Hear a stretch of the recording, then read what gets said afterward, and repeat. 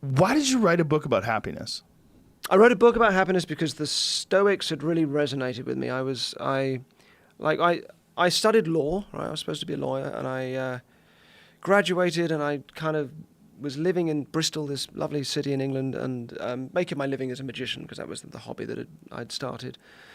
And I was just kind of thinking, well, I need to, some point, will this just grow into a job? I don't know, but I know that my priorities are just kind of, I want my life, my days to feel like this is good, everything's in the right place, and this is kind of an enjoyable and worthwhile pastime, and or worthwhile existence. And I never really thought beyond that. So I've never had any kind of ambition, genuinely, of any sort, which is why, I'm not on the whole goal setting thing particularly.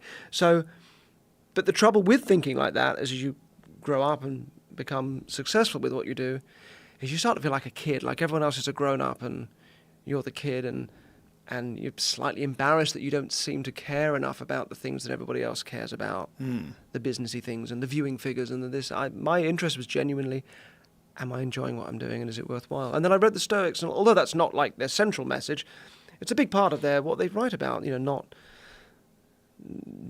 trying to control things that are out of your control, not attaching yourself to things that leave you kind of emotionally kind of vulnerable.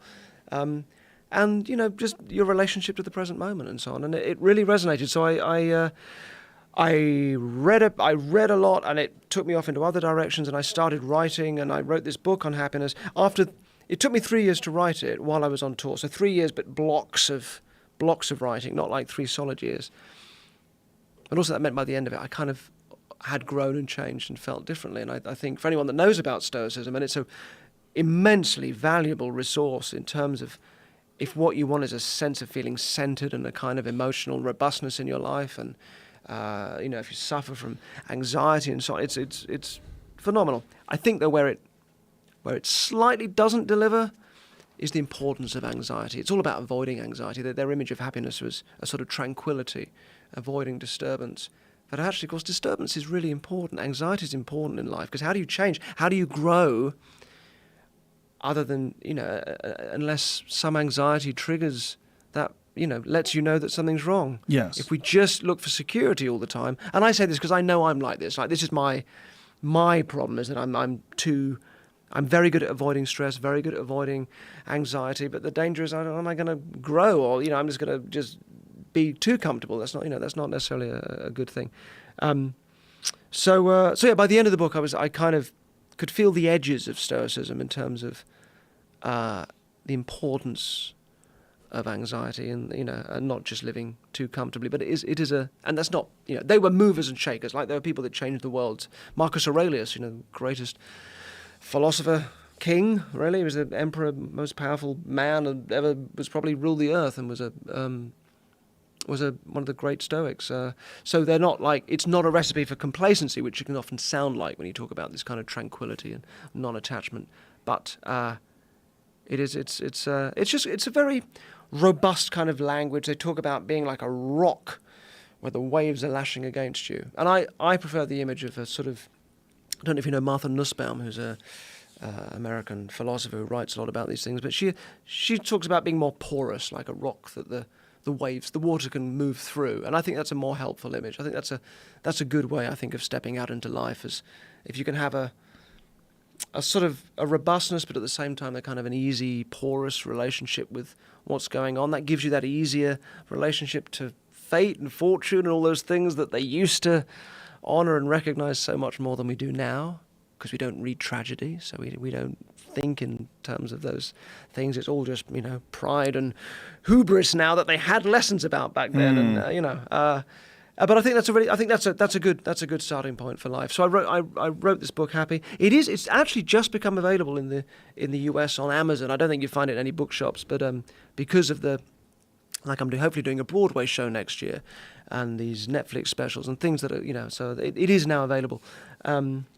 And ironically, the moment I finished writing it, I was out giving talks on happiness, feeling oddly sad, and I couldn't work out why. And it was because this amazing 3-year writing project had ended, and I realized, the importance of some kind of creative pursuit or something that brings you out of yourself is so important. That's fascinating. That in the embracing of the anxiety, of the difficulty of the task, and finding upon its completion that you feel sad. Felt oddly sad. Well, it's kind of proof of concept then. Yeah. Right? I mean, what you're saying is true, like in this theme that you keep saying over and over again, that putting yourself into something bigger than you, something that you're attempting to work through, and that through this difficulty and all the struggle and trying to put this you gain some sort of intangible benefit from this. You feel like you seem like you're someone that seeks out those things. You seem like you've always like immersed yourself fully in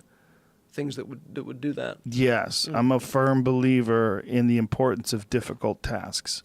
Yeah. I think seeking comfort is one of the worst things a person can do in terms of achieving overall happiness.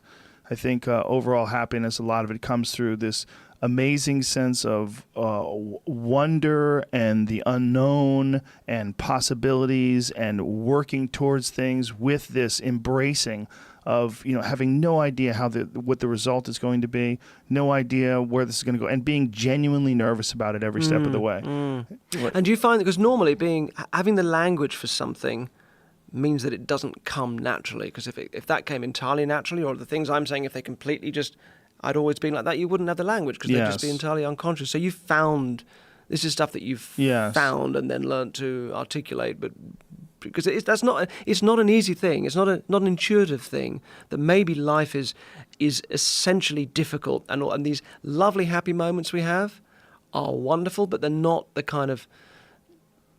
central force of life, which is that it is difficult. And if you want a philosophy of life, it has to work in those. Has to work at the difficult moments, doesn't it? Otherwise, it's not really going to support you. I think it's also the attitude in which you embrace those difficult moments and how you approach them.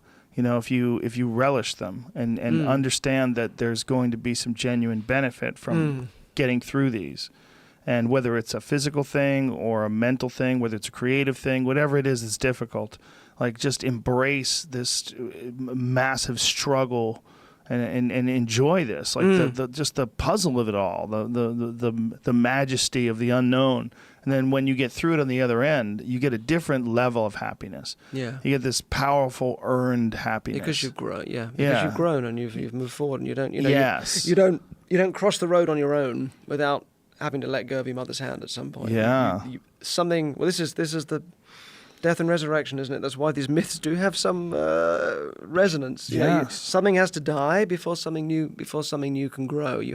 Something has to be let go of in order to step forward. So if you're going to grow, there has to be anxiety and disturbance and some sort of death in the metaphorical sense. Yeah, but that's tough. It doesn't come easily. No, it doesn't come easily. But that's also what's beautiful about it. If it just came easily, I don't think it would be appreciated. Exactly. And you wouldn't be doing it. And there's all this resistance to even engage in it in the first place. I mean, it's hard to write the first word of a book, right? The first word, sometimes you're just sitting there, or anything you're trying to do. Get it, the first step of a 10-mile run.